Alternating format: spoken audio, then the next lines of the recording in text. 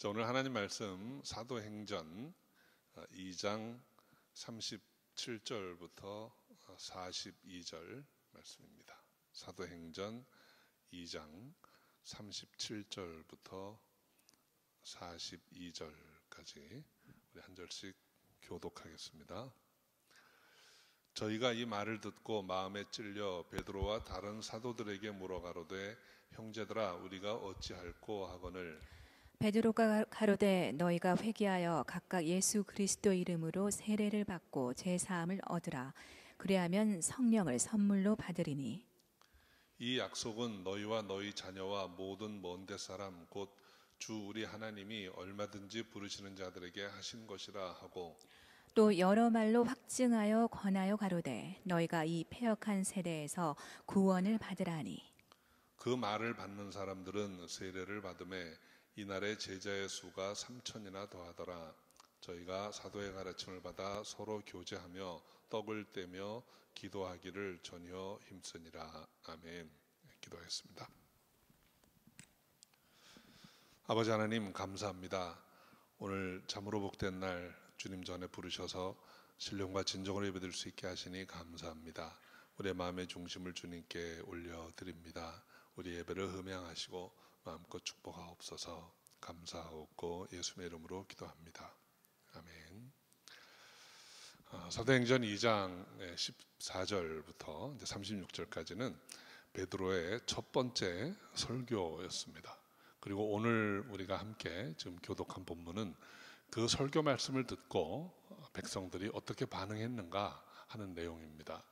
그리고 이 내용은 신약 시대의 첫 번째 교회가 세워지는 장면이기도 합니다. 이 말씀 통해서 큰 은혜가 있기를 바랍니다. 먼저 지난 2주 동안 살펴보았던 그 베드로의 설교의 내용이 어떤 것이었는지 요약해 봅니다. 첫 번째로 성령 세례는 하나님의 약속의 성취라는 것입니다. 그래서 주의 이름을 부르는 자는 구원을 얻으리라 이렇게 했습니다. 두 번째는 그 하나님이 약속한 성령을 예수께서 부어주셨다는 것입니다. 그래서 하나님이 이 예수를 주와 그리스도가 되게 하셨다는 것입니다. 그래서 이제 주의 이름을 부르는 것은 바로 예수 이름을 부르는 것입니다. 예수 이름을 부르는 자는 구원을 얻을 것이다 하는 것입니다. 이것이 베드로 설교의 요지입니다. 근데 이 말씀을 듣고 백성들이 어떻게 반응했는가 하는 것이 오늘 본문이에요. 우리 37절 말씀 함께 다시 한번 읽어봅니다. 저희가 이 말을 듣고 마음에 찔려 베드로와 다른 사도들에게 물어가로되 형제들아 우리가 어찌할꼬 하거늘. 베드로의 설교를 들은 회중의 첫 번째 반응은 저희가 이 말을 듣고 마음에 찔려입니다. 이 마음에 찔려라고 번역된 말의 그 원의 의미를 보면 칼로 베다 그런 뜻입니다. 마치 가슴이 칼로 베인 것처럼 아팠다는 거예요. 이 말씀을 듣고 베드로의 설교의 어떤 부분 때문에 그들이 마음을 칼로 베인 것처럼 아파했을까요? 첫 번째는 그들이 예수를 죽였다고 하는 지적이었습니다. 23절에 보면 너희가 법 없는 자들의 손을 빌어 못 박아 죽였다 이렇게 말합니다.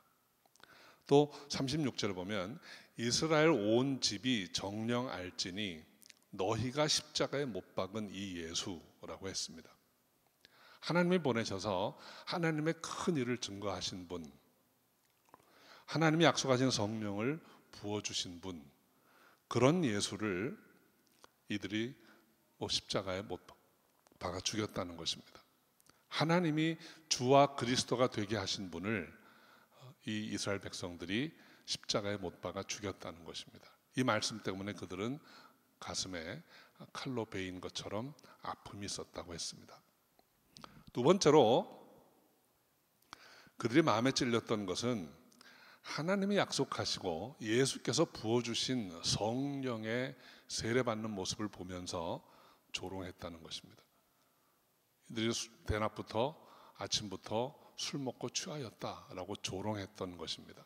하나님의 약속의 성취로 온 성령의 세례, 그 임재를 보면서 조롱하고 비웃었다는 것이 그들의 가슴에 가는 가책이 되었던 것입니다. 우리 사랑하는 성도 여러분, 좀 하나님의 말씀은 마음을 찌르는 말씀입니다. 우리가 은혜 받는다라는 말을 많이 합니다. 은혜 받는다고 하는 것은 마음이 편안하고 감동이 있었다, 그런 경우에도 해당이 되겠지만, 하나님의 말씀은 그냥 들을 때마다 감동이 되고 감사한 것은 아닙니다. 하나님의 복음에 관한 말씀은 우리의 변화를 요구합니다. 이렇게 살면 안 된다라는 말씀을 합니다. 기본적으로 복음이 무엇입니까? 그냥 이렇게 살다 보면 멸망한다는 거잖아요. 그러니까 삶의 자세를 바꾸라는 것입니다. 삶의 방향을 바꿔야 된다. 이제까지 너희가 옳다고 믿었던 것, 너희가 좋다고 생각했던 것 내려놓고 방향을 돌리지 않으면 망한다라는 경고입니다. 이 말이 편안하게 감동으로 올 수가 없는 것입니다. 그래서 기본적으로 복음은 마음에 찔림을 주는 말씀입니다. 갈라디아서 1장 10절에 보면, 이제 내가 사람들에게 좋게 하랴 하나님께 좋게 하랴, 사람들에게 기쁨을 구하랴, 내가 지금까지 사람의 기쁨을 구하는 것이었다면 그리스도의 종이 아니니라. 사도 바울이 평생 사역한 자신의 사역을 돌아보면서 이야기하는 것입니다. 사람들에게 기쁨을 구하려고 내가 말씀 전하지 않는다는 것입니다. 그런 하나님이 전하라고 하신 말씀, 하나님 주신 회개의 메시지를 세상에 전파하고 그것을 인해서 하나님을 기쁘시게 해드렸던 것입니다. 그도 얼마든지 사람을 기쁘게 할 수 있었습니다. 유대인들을 기쁘게 하려면 율법을 설교하면 됩니다. 이방인들을 기쁘게 하려면 이방인들이 믿는 신도 괜찮다, 그거 믿고 편히 살아라, 이렇게 타협할 수도 있었습니다. 그러나 그는 그렇게 해서 사람을 기쁘게 하지 않고 오직 하나님의 말씀을 전해서 하나님만 기쁘게 해드렸습니다. 그 결과로 그는 모진 핍박과 죽음의 위기를 여러 번 넘겨야 했던 것입니다. 마음의 찔림을 받는 것, 이것이 진정한 은혜입니다. 저는 이 하나님의 말씀을 전하면서 우리 성도 여러분들이 마음의 찔림을 받기를 소원합니다. 마음의 찔림을 받은 그들이 사도들에게 물었습니다. 우리가 어찌할꼬? 그들은 양심의 가책을 느끼고 감동을 받았습니다. 권능 있는 말씀으로 이미 설득이 됐던 것입니다. 그래서 이제 어떻게 해야 할지, 뭔가 반응을 해야 하는데, 그런데 어떻게 할 줄 몰랐어요. 그래서 물었습니다. 우리가 어찌할꼬? 이 질문은 호기심이나 궁금증에서 한 질문이 아닙니다. 그들은 행동할 준비가 되어 있었습니다. 이제 사도들이 말씀하면 내가 그렇게 하겠습니다 라는 마음으로 여쭈어 봤던 것입니다. 진정한 회개는 행동으로 연결되어야 합니다. 설교는 듣고 감동받는 것으로 그치면 아무 소용이 없습니다. 우리의 삶으로 연결되어야 합니다. 말씀을 들을 때마다 마음의 찔림이 있기를 바랍니다. 그리고 우리가 어찌할꼬 하는 반응이 있기를 주 이름으로 축원합니다. 38절과 39절은 베드로의 처방입니다. 먼저 우리 38절 말씀 함께 읽어보죠. 베드로가 가로되 너희가 회개하여 각각 예수 그리스도의 이름으로 세례를 받고 죄 사함을 얻으라. 그리하면 성령을 선물로 받으리니. 오늘 암송 구절이기도 합니다. 베드로가 가로되 너희가 회개하여 각각 예수 그리스도의 이름으로 세례를 받고 죄 사함을 얻으라. 그리하면 성령을 선물로 받으리니. 아주 이 복음의 핵심이면서 굉장히 논리적인 순서가 있습니다. 먼저 회개해야 합니다. 그리고 각각 그리스도 예수의 이름으로 세례를 받고 죄 사함을 얻어야 합니다. 그러면 성령을 선물로 받게 됩니다. 회개하고 세례를 받고 죄 사함을 얻고 성령을 선물로 받는 것입니다. 이 말씀을 차례로 살펴봅니다. 첫째는 회개하여 그랬습니다. 회개하다라고 번역된 그 헬라어 원어는 메타노에오라는 동사입니다. 메타노에오라는 말은 그냥 사전을 찾아보면 change one's mind, 사람의 마음을 바꾸라는 것입니다. 이게 회개라고 번역한 말의 사전적인 의미예요. 그런데 여러분, 베드로가 어느 나라 말로 설교를 했을까요? 베드로는 히브리 말로 했을 것입니다. 그런데 사도행전은 누가가 헬라어로 그걸 기억하면서 기록한 거예요. 그러니까 베드로가 회개하여라고 이렇게 한 말에 히브리어 동사를 보면 슈브라는 동사입니다. 그거는 문자적으로 돌아서는 거예요. 턴하는 거예요. 그러니까 우리말 번역이 참 잘 된 것 같아요. 회개라는 그 글자를 보면 참회해서 애통해하면서 돌아서는 거예요. 이것이 회개입니다. 이제까지 내가 살았던 삶의 방식이 잘못된 것이었다. 그런데 보통 잘못된 게 아니고 아주 슬퍼하고 다시는 돌아보고 싶지 않은 그런 모습이라고 느끼고 이제 그렇게 살아왔던 삶의 방향을 돌이키는 것입니다. 이것이 회개입니다. 그냥 감정적으로 조금 안 됐어, 왜 그랬을까 하고 눈물을 조금 흘리고 마는 정도가 아니고 자리에서 벌떡 일어나서 방향을 돌리라는 것입니다. 동쪽을 향해서 가고 있었다면 이제는 돌아서서 서쪽을 향해 가라는 것입니다. 자기 생각과 계획이 하나님의 뜻과 계획을 따르는 쪽으로 바뀌어야 하는 것입니다. 예수 그리스도를 부인하고 거절하고 십자가에 못 박아 죽였던 그 마음이 이제는 예수님을 주와 그리스도로 인정하고 믿고 따르는 마음으로 변화되어야 한다는 것입니다. 불신이었던 마음을 참회하고 이제는 믿음의 길로 돌아서는 것입니다. 그래서 회개라는 말은 믿음이라는 말의 또 다른 표현이기도 합니다. 두 번째로 예수 그리스도 이름으로 세례를 받고 죄 사함을 얻으라 그랬습니다. 회개한 자, 예수를 주와 그리스도로 믿고 따르기로 한 자는 세례를 받습니다. 이 세례라고 번역된 그 헬라어 원어는 밥티조라는 동사입니다. 문자적으로는 염색하다 그런 뜻입니다. 그래서 이 세례라는 말을 사실은 침례라고 표현하면 더 직접적인 해석이 됩니다. 여러분 염색할 때 어떻게 합니까? 요즘은 뭐 기계도 많이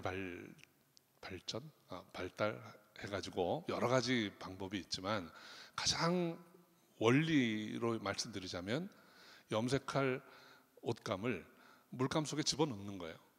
집어넣다가 색깔이 변하면 끄집어내는 것입니다. 그게 염색입니다. 아주 단순한 논리입니다. 그런데 세례라는 말을 할 때 그 염색하다라는 동사를 쓴 것입니다. 이것은 하나의 의식적인 신앙 고백입니다. 회개한 자들이 자기가 회개했다고 하는 것을 사람들 앞에서 보이는 거예요.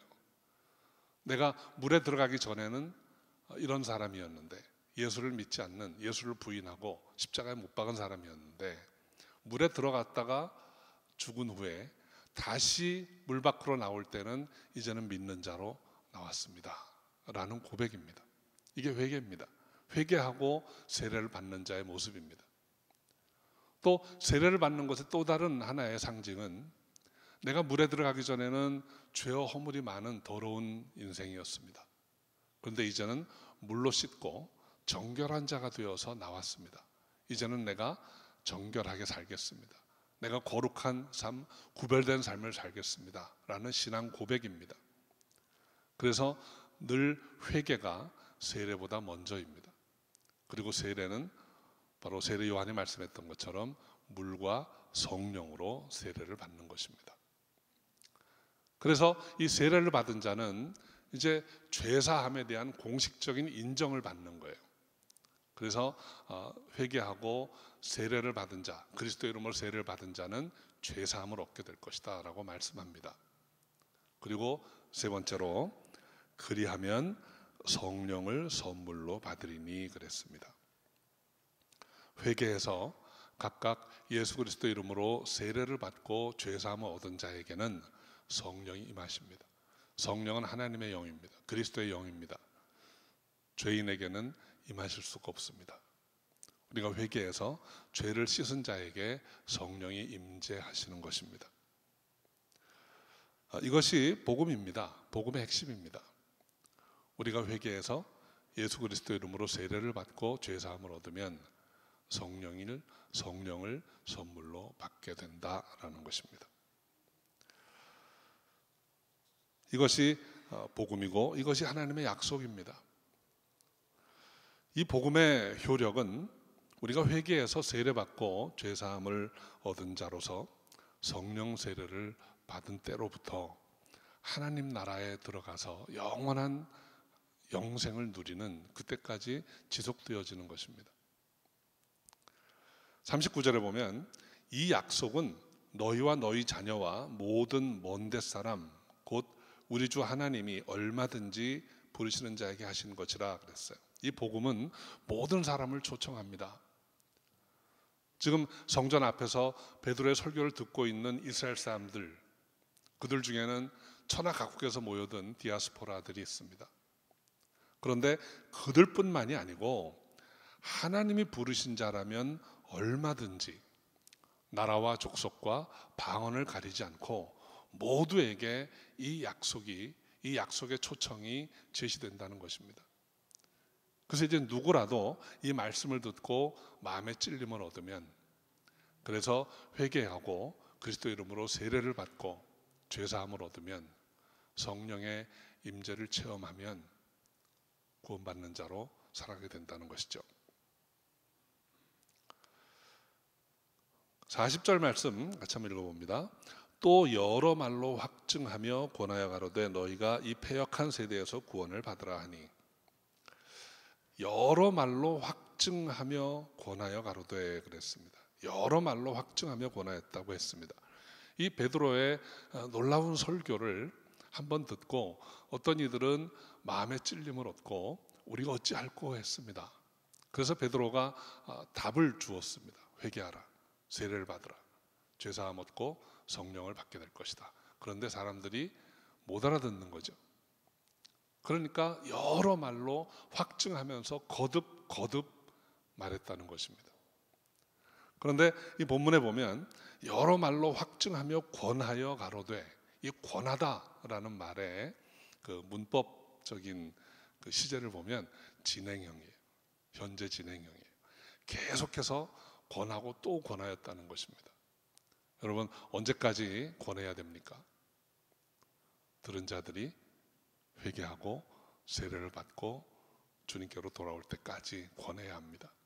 2000년 전에 예루살렘 그 성전 앞에서 권하기 시작했던 이 권면은 2000년 지난 지금까지, 어쩌면 주 앞에 서는 그날까지 계속해서 권면되어야 할 말씀입니다. 저와 여러분이 이 권면의 자리에 있어야 할 줄로 믿습니다.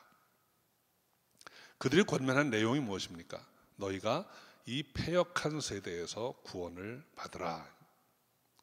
이 세대를 패역한 세대라고 했습니다. 여기서 패역하다, 패역한이라고 번역된 말의 의미는 구부러져 있다는 뜻입니다. 제대로 가야 할 것이 전부 방향을 잃고 엉뚱한 곳으로 구부러져 있다는 거예요. 이 세대가 다 패역한 세대, 구부러진 세대, 왜곡된 세대라는 것입니다. 2000년 전 사도행전에 기록되던 당시나 지금이나 세상은 많이 삐뚤어져 있습니다. 어떻게 삐뚤어져 있습니까? 불경건과 불신앙이 믿음과 거룩한 삶의 자리를 대신하고 있습니다. 세상의 물질과 자랑과 욕망을 추구하는 삶이 하나님의 뜻을 구하고 자비하게 섬기는, 주님을 따르는 그 삶보다 더 중하게 여겨지고 있습니다. 이데올로기 때문에 많은 사람이 죽어나가고 종교가 다르다고 아주 무자비하게 인종 청소를 합니다. 빈부차가 얼마나 심한지, 그 빈부차 때문에 죽어가는 많은 사람들이 있습니다. 우리가 지금 선교하러 다니는 이 지역들도 보면 아주 간단한 마이신이 없어서 아이들이 그냥 죽어갑니다. 어떻게 그런 일이 있을까? 미국 땅에 앉아 계신 분들은 그런 일이 있을까? 있습니다. 지금도 아주 산골짝 동네에 가면 수많은 아이들이 있는데 그 아이들이 절반 이상이 다 크지 못하고 다 없어집니다. 먹을 것이 없어서, 또는 약이 없어서. 그 약도 아주 뭐 이렇게 대단한 걸 얘기하는 게 아니에요. 소염제, 마이신, 그런 것들입니다. 세상이 많이 왜곡되어져 있습니다. 이런 것 때문에 수많은 NGO들이 일을 하고 유엔이 있고 선교사들이 있고 하지만 이런 문제를 바로잡기에는 턱도 없이 부족합니다. 이 왜곡된 세상을 바로잡을 수 있는 것은 복음이에요. 예수 그리스도의 복음으로 삶의 중심이 변화되어야만 저 어려운 삶을 사는 저 밑에 있는 어린아이들부터 물질을 가지고 부유한 자들까지 그리스도의 복음으로 변화가 되어야만 하나님의 뜻이 이 땅에 펼쳐질 수가 있는 것입니다. 이 패역한 세대에서 구원을 받으라 그랬습니다. 지금 패역한 세대에서 구원을 받으라 이렇게 말합니다. 구원을 받으라 이 말은 문법적으로 수동태 명령형입니다. 구원은 우리가 뭔가 해서 우리가 얻을 수 있는 게 아닙니다. 구원은 받는 것입니다. 하나님이 구원하셔야 구원받습니다. 우리 죄를 용서받아야 하는데 용서는 내가 혼자 용서받았다고 외치고 다닌다고 용서되는 게 아닙니다. 용서할 수 있는 분이 용서하셔야 됩니다. 우리가 하나님의 자녀가 되는 것, 나 이제부터 하나님의 자녀라고 손들고 자랑해서 될 일이 아니죠. 하나님이 자녀 삼으셔야 자녀가 되는 것입니다. 구원은 전적으로 우리 입장에서 보면 수동태입니다. 하나님의 은혜입니다. 전적으로 하나님이 베풀어 주시는 은혜입니다. 구원을 받으라는 말은 은혜를 받으라 하는 것입니다. 41절은 그 결과입니다. 41절 함께 읽어보죠. 그 말을 받는 사람들은 세례를 받음에 이날에 제자의 수가 3,000이나 더하더라. 생명의 말씀이 선포되었을 때 그 말씀을 받은 사람들이 있었다는 것입니다. 그 성전 앞에 얼만큼 많은 사람들이 있었는지는 모르지만 그 말을 받는 사람들이 있었다는 거예요. 그리고 그 말을 받는 사람들을 사도행전에서는 제자라고 했습니다. 그리고 그날 제자의 수가 3,000이나 되었더라 그랬습니다. 성경 시대에는 사람 수를 셀 때 남자 성인의 수만 셌습니다. 그래서 여러분 히브리인들이 출애굽할 때에도 남자 성인이 60만이었어요. 그러니까 거기 부녀자들까지 다 포함하면 아마도 좋게 200만은 됐을 겁니다. 오늘 이 성전에서 베드로의 설교를 듣고 마음의 찔림을 얻어서 이제 회개하고 세례받은 사람의 수가 3,000이라는 말은 실제로는 10,000명 이상입니다. 거기에 여인들과 아이들까지 포함하면 많은 수의 사람들이 하나님께로 돌아왔습니다. 오순절에 성령이 임하면서 제자들이, 특히 사도들이 권능을 받고 복음을 전했습니다. 그 복음을 듣고 사람들이 찔림을 받아서 이제는 우리가 어찌할꼬? 회개하라, 세례를 받으라. 그 말씀을 듣고 회개해서 세례받은 사람들이 10,000명 가까이 모여든 거예요. 이 사람들이 첫 번째 교회를 형성한 사람들입니다. 이 사람들이 교회였습니다. 교회는 기본적으로 사람들입니다. 주님의 초청의 말씀을 듣고 회심한 사람들이 바로 교회입니다. 이 교회가 어떤 모습이었는지를 42절이 묘사합니다. 같이 읽어보죠. 저희가 사도의 가르침을 받아 서로 교제하며 떡을 떼며 기도하기를 전혀 힘쓰니라.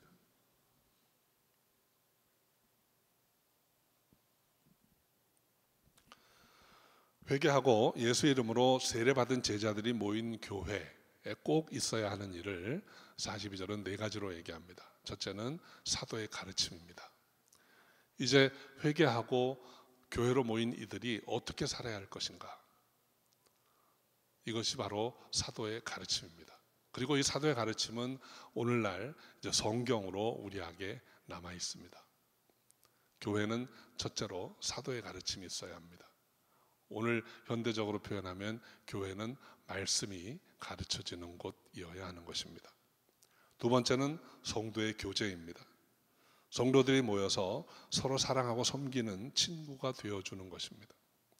또 함께 신앙생활을 하면서 힘들고 어려운 사람들을 서로 돕고 일으켜가는 공동체의 삶을 사는 곳이 교회입니다. 세 번째는 떡을 떼는 일이 있었다고 했습니다. 일반적으로 떡을 떼는 것은 식사를 가리키는 표현으로 볼 수 있습니다. 그런데 특히 이 신약 성경 사도행전에서는 떡을 뗀다라는 말은 단순하게 밥 먹는 것을 가리키는 게 아닙니다. 왜냐하면 이 46절에 보면 음식을 함께 먹는 것은 따로 표현이 되어 있습니다. 그들이 떡을 떼며 음식을 나누어 먹고 그랬어요. 그러니까 떡을 떼다라는 말은 성찬을 가리키는 것입니다. 성찬은 바로 예수님이 우리를 위해 십자가에 죽으시고 부활하셨다는 것을 상징으로 보여주는 거예요. 예수님이 성찬을 제정하시면서 너희가 이것을 행하여 나를 기념하라. 나를 잊지 말고 내가 십자가의 대속의 죽음을 너희를 위해 이 세상을 위해 죽었다는 것을 꼭 기억하고 모일 때마다 이것을 행하라 그랬습니다. 그래서 초대교회 때는 모일 때마다 성찬을 했습니다. 그래서 떡을 떼는 것이 바로 예배를 가리키는 거예요. 그러니까 교회에서 첫째는 사도의 가르침이 있었고, 둘째는 성도의 교제가 있었고, 셋째는 예배가 있었다는 것입니다. 그리고 마지막으로 전혀 기도에 힘쓰니라 그랬어요. 교회는 사람들의 감정이나 상식으로 하고 싶은 일을 하는 것 아닙니다. 하나님의 인도하심을 받아서 무엇이든 행해야 하는 것입니다. 하나님의 인도하심을 받으려면 기도해야 합니다. 기도를 통해서 하나님의 말씀을 듣고 성령의 감동으로 인도함을 받아야만 하는 것입니다. 그래서 기도에 힘썼던 것입니다. 교회는 사람들이 모여서 머리를 맞대고 궁리해서 나오는 결론 가지고 행동하는 곳이 아닙니다. 교회는 모여서 함께 기도해야 합니다. 오늘 본문에 전혀 기도에 힘쓰니라, 이 전혀라는 말은 일심으로 한 마음으로 그런 뜻입니다. 함께 기도해서 우리를 향한 하나님의 뜻이 어디에 있는가 하는 것을 발견하고 그 인도하심을 따르는 것이 바로 교회라는 것입니다. 초대교회의 네 가지 중요한 요소는 사도의 가르침, 성도의 교제, 예배, 그리고 기도였습니다. 이것은 2000년 지난 지금에도 똑같습니다. 교회가 존재하는 한 이 네 가지는 늘 있어야 하는 일입니다. 우리 사랑성도 여러분, 오순절에 성령이 임해서 사도들이 권능을 받았습니다. 그 권능의 첫 번째는 말씀의 권능입니다. 두려움 때문에 예수를 부인했던 베드로가 이제는 성령의 권능으로 복음을 전할 수 있었어요. 주의 이름을 부르는 자는 구원을 얻으리라. 하나님이 예수를 주와 그리스도가 되게 하셨다. 이제 이 예수 이름 부르는 자가 구원을 얻으리라. 이 복음을 전했습니다. 이 복음을 듣고 사람들이 마음에 찔림을 얻었습니다. 이제까지 예수를 부인하고 자기 뜻대로 살아왔던 것, 성령의 역사를 부인하고 회방했던 것, 찔림을 얻고 이제는 우리가 어찌할꼬. 그때 회개해서 각각 그리스도 예수의 이름으로 세례를 받고 죄 사함을 얻으라. 그리하면 성령을 선물로 받으리라. 이 말을 들은 사람들이 회개하고 세례 받고 처음 교회를 형성한 것입니다. 이 일련의 과정에서 제일 중요한 동기가 있었습니다. 그것은 바로 마음의 찔림을 받는 것이었습니다. 우리 사랑성도 여러분, 우리가 신앙생활 하면서 말씀이라는 거울을 늘 보셔야 합니다. 말씀이라는 거울을 볼 때마다 내 삶의 모습이 이 거울에 비추어집니다. 그때 마음의 찔림을 얻으시기 바랍니다.